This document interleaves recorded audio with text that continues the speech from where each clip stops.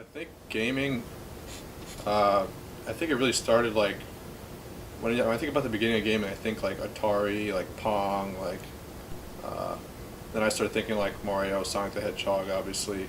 But I think in more recent years, it's developed way faster than it did in previous years. It was all Atari, and it was Pong, and it was people seeing something that they've never seen before. And that's the awesome thing about hunting for these old games, is finding a game that you've never seen before. And that's really what it was, and that's what all technology is. Right now, virtual reality is coming out. We've never seen it before. We're all going to go nuts over it. Pong was the first thing, color televisions, and it goes all the way back to the light bulb. I think for most of us, most people that find video games or that got into video games, we started at a young age, in some form or another, whether it be an original Super Nintendo or Atari, all the way up until all the modern day games. I think if we stuck with it, I think a lot of people could say that the golden era was the 90s for video games. I believe that to be true. I think it's come in generations. Each generation has a different form of it. The video game history goes as far back as the 1950s, but it wasn't commercially sold until 1972 when Computer Space was launched. Shortly after, Atari took over the market in the 1980s. Its games included Pac-Man and Pong. By 1982, over 10 million consoles were sold. Now, fast forwarding to 1985, Nintendo launched. As of 2014, about 500 million units have been sold. This gave momentum to the Super Nintendo, with great games like Zelda and so on. As of March of 2014, 380 million units have been sold worldwide. Video games have changed over generations. They've come in different waves and they change with each wave. One of my earliest memories of gaming was the Sega Genesis, back when I was like 4 or 5, and that's where it all started. Playing Sonic, X-Men, Spider-Man, like, you know, all those comic book heroes and all that stuff. That's where it started. Then I went to PlayStation, like Resident Evil, Metal Gear Solid, and then just kept going from there.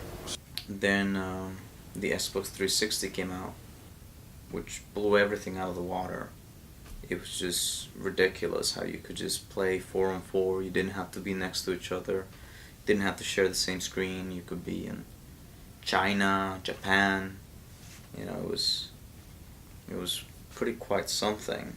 I think when I got an Xbox and I realized like, oh, I can play with like anybody, any of my friends, anywhere, like at any time, kind of like blew my mind a little bit, and then I never looked at the game in the same way after that. Something that you could never go and fucking handle. See, you got the hands in the ball, I can see sometimes, but that ain't necessarily my hobby. It's the lyrical words right now. The shit that you've never heard is the shit that's the movement right now. I'm trying to come at you with revolutions.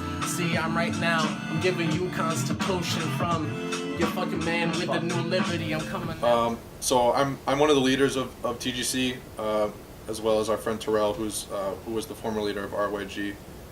So together we're co-leaders, and we're just getting ready for we're gonna see which venues we're gonna be going after competitively, like MLG or ESL or Esports League. We're looking at potential tournaments happening at Game Haven too. Oh, really? Yeah, I mean I think so. I'm gonna be like. Yeah, I can, if besides obviously us, if there's like enough of, and then, enough of need for it, I can organize tournaments, whatever. Yeah, and even if there's not like a lot of people locally that want to play too, like. Yes, you can have a donut. We could do like maybe they'll have like a 2v2 tournament. We could split off into groups. You know what I mean? Like. Yeah, we can just do it with ourselves, and then we're all next to each other. Yeah. The only thing is if we do have like actual tournaments at Game Haven, we're not going to be able to play with them. It's going to have to be people who can actually be there. I think every group is different, and I think my team is really good because it's almost like we're a family knit environment. We're almost, that doesn't sound right. Our group is different because we're almost like a family. we really come together, and we're more than just the game. We all care to be good at the game, but we also care about each other at the same time. Oh, nice, man. Working. Oh, Justin, what's good, dude? How are you, man? Ruben, shoot. Don't mind Ruben. Nice, man. Do your thing, Ruben.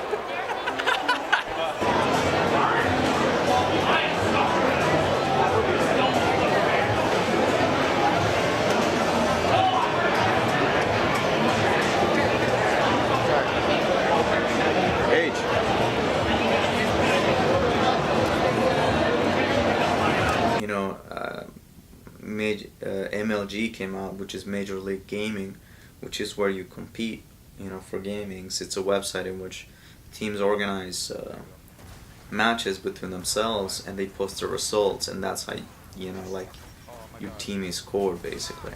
And they host tournaments for gaming.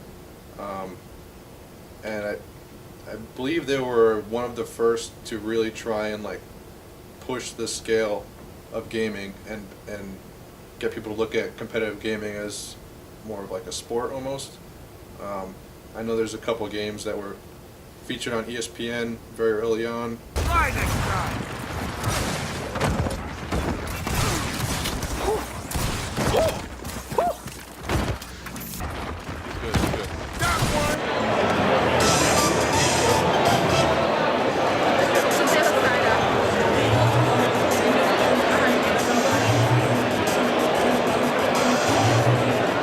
When you bought the Xbox, you thought of 3 games. You thought of Halo, Call of Duty, Gears of War. I think Gears of War was okay with pushing the boundaries to begin with. They were okay with showing gore. They were okay with a bromance. Shit, quiet. Don't move. A berserker. She can hear us. She can smell us. Competitive. Ball breaking. I'll take back ball breaking. Gory.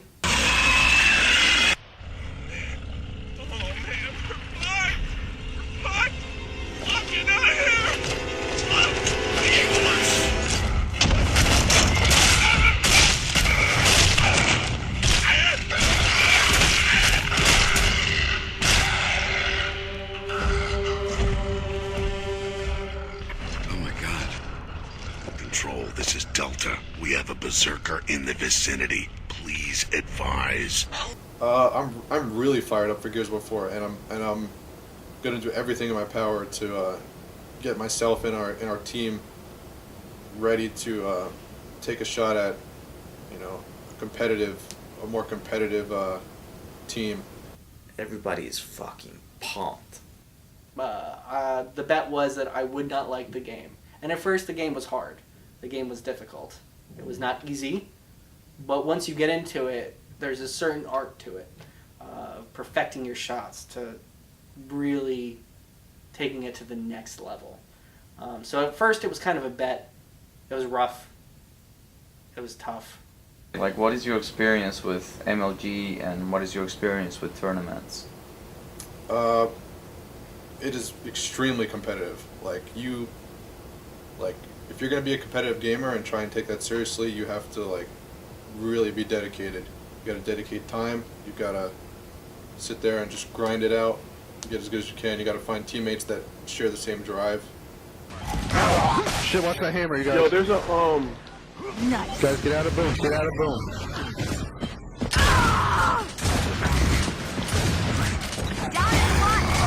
got another! Hammer is right side hammer spawn. If you're facing it, it's left side hammer spawn. He's drinking iced coffee out of a Gears of War cup. Goober.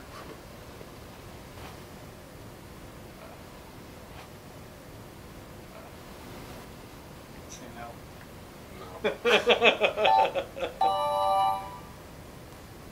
I've been doing this for like probably 2 hours. But we're feeling great. We're having a good time. We're having a great time. As long as you're having a great time, the world is having a I great feel time. productive somehow. Well, I brought my new deck over tonight, by the way.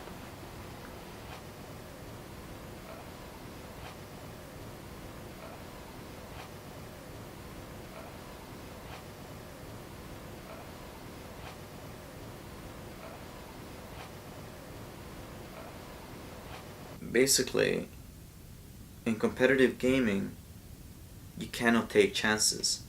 You cannot take the chance to outskill your opponent.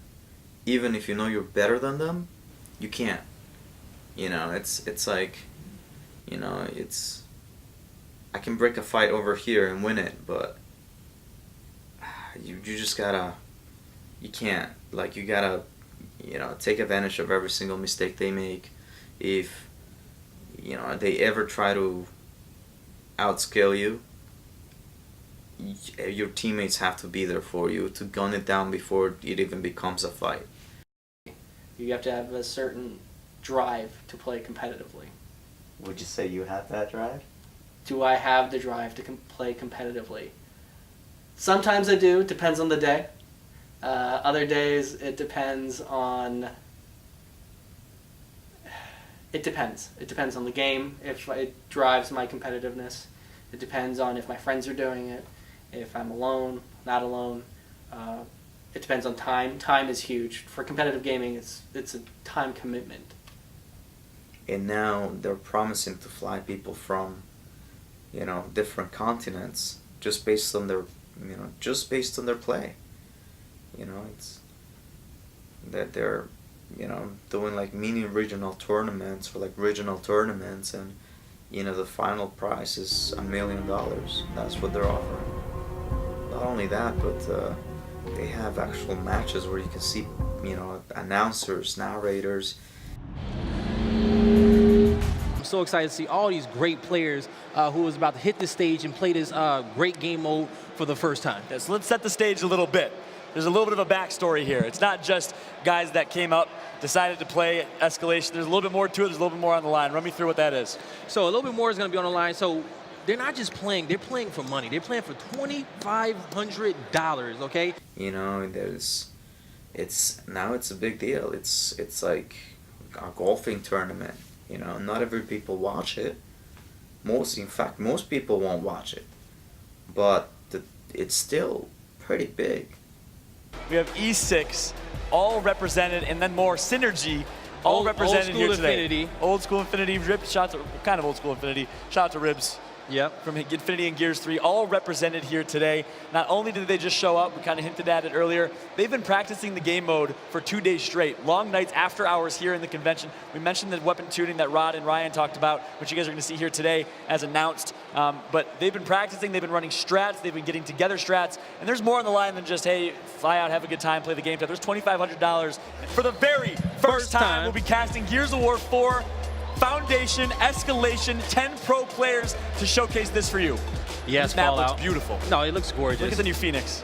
Looks gorgeous. So good on the Xbox One right now. Shout out to Garrett, TC Quasi, my man. Had to do that real quick. You already know it. Map designer? Map designer for this map. There we go. Big shot to Garrett. We're going to be showing you guys Foundation. So this is the middle of the map. And I like this spot because it's so high risk, high reward. It's really dangerous to play down there, but you have a lot of wall bouncing. Nades to the right there. Nades to the right. You have a lot of wall bouncing capability, and it reminds me of Blood Drive in a sense, a mini version of Blood Drive. No, it's amazing the amount of people that actually play the game. And it's not people that just sit in like their basement and play video games. It's, you know, moms, dads, it's all different types of people that play. So you have this really wide array of people that play the game. And I think it was really cool to see one another meet each other and actually create friendships. I don't know where I'm B, they're going to get A. If they can get to C Hill quick for the 3 cap, this is a quick round, John. Nice jump cam from Phenomenon. He gets a man on, takes out Poseidon. It's all up to Hudson. Hudson's going to take out one. His buddy Crushbro takes out one as well, and it's all Swarm right now at the bottom left of your screen. Nades are going to come out, John. That meat shield will protect him, though. So now he's trying to defend his hill for his team. The Cog Squad, they want to get in here. They need to get a little bit more points on the board. They're only down by a few, though. Anything can happen. At 37-28. Swarm team looking to turn this one around as they're down 2-0 right now. They're doing exactly that. Double cap, almost going for the triple cap. Can they get the triple? That will be the round over, but no, it's going to be a shutdown from Wildebeest, who picks up a double kill to prevent.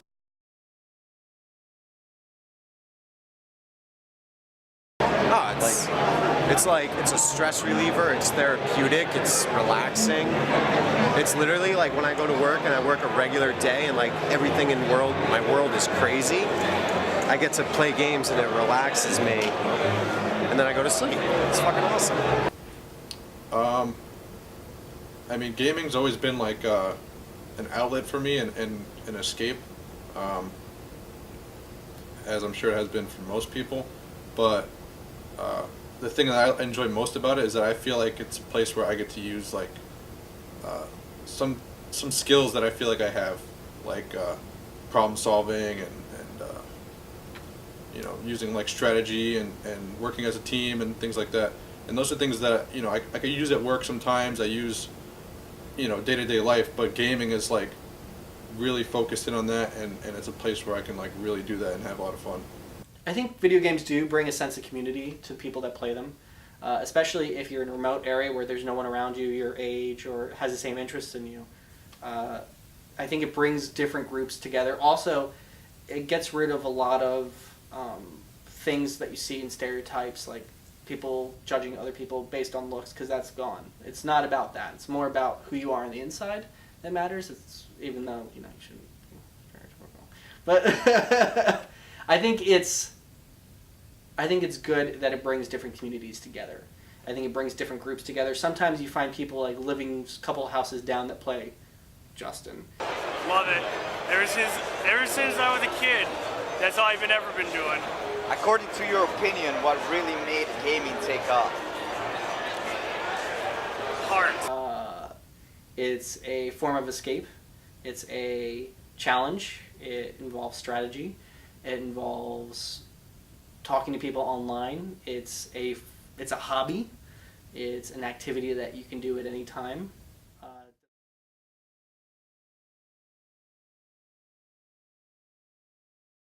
You